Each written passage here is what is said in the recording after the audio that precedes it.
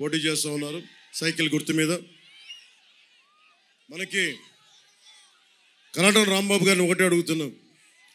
మీరు అడిగారు నన్ను, పోలవరం జనసేనకు ఉండాలి, మేమందరం కష్టపడుతున్న బాధ్యత అని చెప్పారు. అలాగే ఆయన ఇంకొక మాట ఇచ్చారు, ఎక్కడైతే ఆయన బలం ఉందో చింతలపూడి కానీ గోపాలపురం కానీ సంపూర్ణంగా నేను అభ్యర్థుల విజయానికి నా వంతు కృషి నేను చేస్తానని చెప్పారు. ఆయనకి మనస్ఫూర్తిగా సందర్భంగా కరాటం రాంబాబు గారికి చేతులెత్తి మనస్ఫూర్తిగా నా ధన్యవాదాలు తెలియజేసుకుంటాను. సో ఒకసారి గుర్తుపెట్టుకోండి, సొంగ రోషన్ బాబు గారు, ఎందుకంటే మనకి అందరం కలిసికట్టుగా పనిచేయాలి. కులాలకి మతాలకి ప్రాంతాలకి అతీతంగా పనిచేస్తే తప్ప మనం ఈ రాష్ట్రాన్ని అభివృద్ధి చేయలేం. ఒక కులం కోసం పనిచేస్తే సరిపోదు. జగన్ కూర్చొని దాదాపు 100 పోస్టులన్నీ 600-700 పోస్టులు ఒక సామాజిక వర్గానికే చేశాడు. అలాంటి పరిస్థితులు ఉండకూడదు. అన్ని కులాలకి వారి వారి దామాషా ప్రకారం సమానమైన ప్రాతినిధ్యం ఉండాలని కోరుకునేవాడిని. మన పుట్టా మహేష్ యాదవ్ గారు ఇందాక చెప్పారు, పోలవరంకి ఎంత కట్టుబడి ఉన్నారు, R&R ప్యాకేజ్కి ఎంత కట్టుబడి ఉన్నారు అనేది ఆయన ఇన్స్పైర్ అయ్యి ₹1 అనౌన్స్ చేసిన వ్యక్తి. వారికి మనస్ఫూర్తిగా ఆయన ఎంపీగా, ఏలూరు ఎంపీగా గెలిపిస్తారని ఆశిస్తూ, మా చిర్రి బాలరాజు గారు 2019 నుంచి జనసేన కోసం వచ్చి నిలబడి ఇందాక మాట్లాడుతుంటే అనిపించింది, మా చిర్రి బాలరాజు గారిని ఇలా మాట్లాడుతుంది, ఎంత గొంతు పగిలిపోతుంది, ఎంత బలంగా మాట్లాడుతున్నాడు అనిపించింది. ఇదే గళం పోలవరం సెంటర్లో కాదు, ఇది మనకి అసెంబ్లీలో వినిపించాలి. ఈ గొంతు అసెంబ్లీలో టైగర్ లాగా చీల్చి చెండాడాలి చిర్రి బాలరాజు గారు.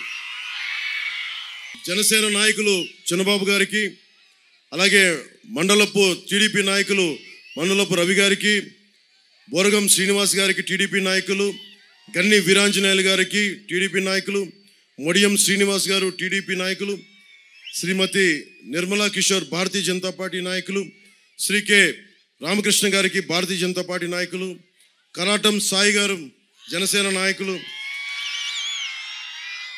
కడమంగు రవి గారు జనసేన నాయకులు, శ్రీమతి రావి సౌజన్య గారు జనసేన నాయకులు, శ్రీ మహేష్ గారు జనసేన నాయకులు, ఎక్స్ఎమ్మెల్యే గంటా మురళి గారు కూడా నాతో ఉన్నారు. వారికి కూడా నా ప్రత్యేక నమస్కారాలు తెలియజేస్తూ, కరాట రాంబాబు గారు చెప్తా ఉన్నాను, కాంగ్రెస్ ప్రభుత్వం ఉన్నప్పుడు చింతలపూడిని గంటా మురళి గారు, కరాట రాంబాబు గారు శాంక్షన్ చేయించారు. అది ఎక్కడి దాకా వెళ్తుంది, మన మైలవరం దాకా వెళ్తుంది ఆ ప్రాజెక్టు. అంటే ఒకళ్ళు ప్రారంభిస్తే ప్రాంతాలకి కులాలకి అతీతంగా వెళ్తాడానికి ఇదే నిదర్శనం. ఒకడు ఆపేస్తే ఇక్కడ ఉన్న వాళ్ళంతా నిర్మాణాత్మకమైన వ్యక్తులు, కన్స్ట్రక్టివ్ వ్యక్తులు. జగన్ అనే వ్యక్తి డిస్ట్రక్టివ్ వ్యక్తి. రాగానే నిర్మాణాలు కూల్చేసిన వ్యక్తి, నిర్మించిన వ్యక్తి కాదు. మనం నిర్మాణాలతో మొదలు పెడదాం. ఏ నిర్మాణాలతో మొదలు పెడదాం? మెగా డిఎస్సి నోటిఫికేషన్తో మీ భవిష్యత్తుని నిర్మించకుండా వెళ్దాం.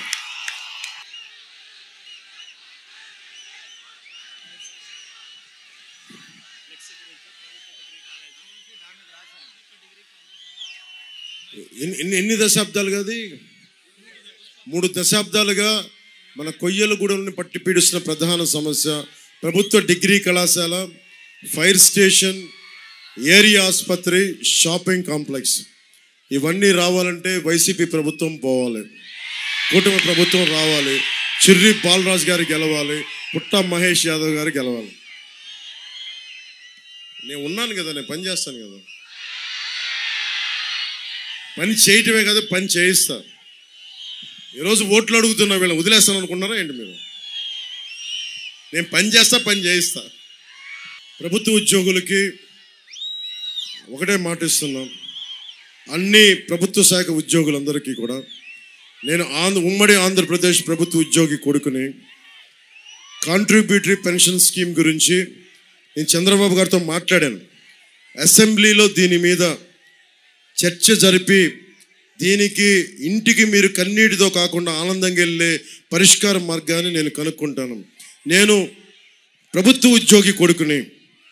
ఆంధ్రప్రదేశ్ ప్రభుత్వం పెన్షన్ తోటి, మా నాన్న జీతంతో మేము పెరిగిన వాళ్ళం. ఈ రోజున RR ప్యాకేజీకి ₹1 ఇచ్చానంటే అది మా నాన్న సంపాదిస్తే ఆ డబ్బుతో బతికిన వాళ్ళ కృతజ్ఞత నాకుంది. మీ టీఏలు కానీ, డిఏలు కానీ, మీ సరెండర్ లీవ్స్ కానీ ఏదన్నా సరే నెలకు వచ్చేలాగా బాధ్యత కూటమి ప్రభుత్వం తీసుకుంటుంది. మీ ఓటుని దయచేసి ఆలోచించి అందరూ కూడా ప్రత్యేకంగా ఆలోచించి ఓటేయండి. రాంబాబు గారు నాకు ఓటే చెప్తారు, మీరు నేను చెప్పిన మాటలు ఏవి గుడ్డిగా తీసుకోకండి.